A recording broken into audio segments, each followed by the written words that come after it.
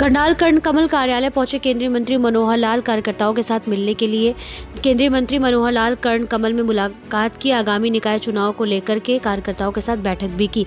करनाल के विधायक जगमोहन आनंद, असंध से विधायक योगेंद्र राणा, इंद्री से विधायक राम कुमार कश्यप, विधानसभा स्पीकर हरविंदर कल्याण भी मौजूद रहे।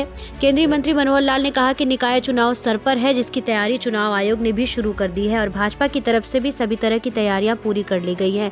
जैसे ही चुनाव घोषित हो जाएंगे तभी सभी तरह की पार्टी की फॉर्मेलिटीज भी पूरी कर ली जाएंगी। उन्होंने कहा, आज कुछ कार्यकर्ताओं जो चुनाव में हिस्सा लेना चाहते हैं उन लोगों से एक बार मुलाकात की है।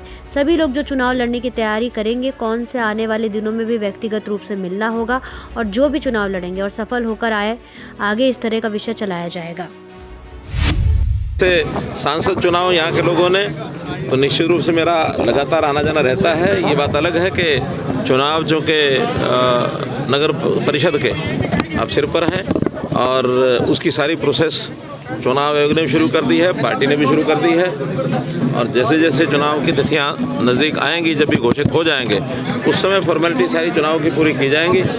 आज कुछ कार्यकर्ता जो चुनाव में हिस्सा लेना चाहते हैं उन लोगों ने कहा कि एक बार मिलना है। सब लोग मिले और मिलने के बाद उनसे गपशप हुई, हल्की फुल्की बातचीत हुई, बहुत खुश माहौल में हुई और सब लोग अपने ढंग से जो तैयारी करेंगे, व्यक्तिगत रूप से उनसे मिलना होगा और जो चुनाव में आगे आएंगे वो सफल होकर के आगे आए। यही उनके साथ हम आगे का सारा विषय चलाएंगे।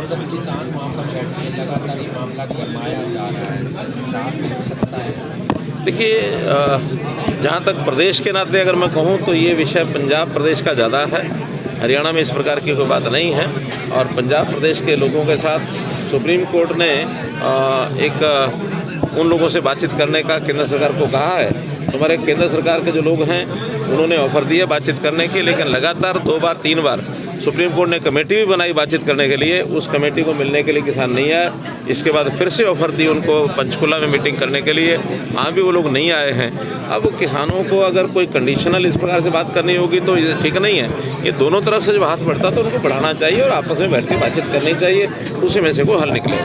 सर, कांग्रेस के अंदर लगातार देखने को मिल रही है, पत्र लिखने की भी बात कर रहे हैं कि पत्र लिखेंगे कि आपकी कोई जिम्मेदारी है, ऐसा कुलदीप शर्मा का। अच्छा है कि कांग्रेस का इंटरनल मामला है, उनसे आप पूछेंगे तो ज़्यादा अच्छा रहेगा। अब मैं तो कांग्रेस के अंदर घुस के आया नहीं, ना मैं कांग्रेस का पदाधिकारी हूँ ना कार्यकर्ता हूँ, इसलिए कांग्रेस के लोगों से मिलेंगे, उनसे बात करेंगे तो आपको ठीक से उत्तर देंगे। सर, विधानसभा चुनाव में पार्षदों ने बगावत की थी, लेकिन अब वो कह रहे हैं कि हमसे गलती हुई थी और अगली बार जो है वो डबल कोटे से कहीं ना कहीं उसकी पूर्ति कर देंगे। देखिए, ये पार्टी का इंटरनल मामला है, पार्टी जैसा विचार करेगी वैसा। धन्यवाद। दिल्ली चुनाव बहुत अहम है। दिल्ली चुनाव कभी भी अब घोषित हो सकता है और इसमें सब पार्टियों ने अपने अपने कैंडिडेट घोषित करना शुरू कर दिए हैं। भारतीय जनता पार्टी ने भी एक लिस्ट जारी की है और जैसे ही चुनाव घोषित होंगे उस समय सभी पार्टियां चुनाव मैदान में आएंगी और अपना अपना एजेंडा लेकर के आएंगी। मैं इस बार ऐसा कह सकता हूं कि इस बार भारतीय जनता पार्टी का एज ऊपर है और हम चुनाव जीतने की ओर आगे बढ़ रहे हैं। केजरीवाल तो दावा कर रहे हैं। दावा तो हर कोई करेगा। मैंने दावा की बजाय ये कहा कि हमको ऐसा लगता है कि इस बार भारतीय जनता पार्टी का जो ऊपर है, धीरे धीरे चुनाव की तस्वीर साफ होगी तो फिर हम भी अपना दावा करेंगे।